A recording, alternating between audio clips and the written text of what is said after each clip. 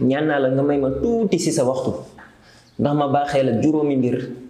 yi war a tax nga am sa yëfu bopp bi ci njëkk mooy am sa yëfu bopp dalay may nga def li nga bëgg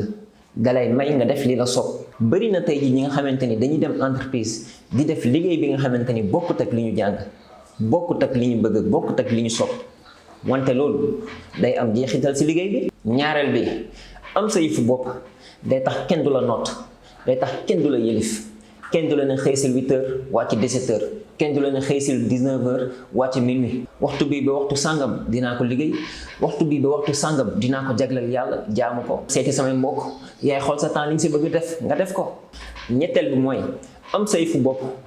day tax doo tiit si la retraite waxuñ ni képp ku am yëfu boppam rek day nekk milliardaire déet wante mën na la may chance bu bëree bëri nga nekk nitu alal am na sëriñ bu mag bu doon naan gàttu wërsëg weesuwul weer bu dee nga xam lañ lay fay ñeenteel bi am sa yëfu bopp day tax nga tabax sa avenir say bosu doom ak sax say bosu sët hankañ ñaata lañ fi gis ci ay borom entreprise yi nga xamante ni seen doom yaa ñu fay liggéey seen goro yi seen mbokk yi ba si sax si seen ay sët li lay may loolu nag mooy am sa yëfu bopp di nga yombalal sa bopp sa àdduna yombal ko say sët ak say sët ak i sët loolu lu ko dàkk juróomeel bi mooy am sa yëfu bopp day yóbbu kanam ab réew day développer ab réew ñaata si ay entreprise ñoo fi nekk fii Sénégal ñi nga xamante ne doomi réew bi moomuñu ko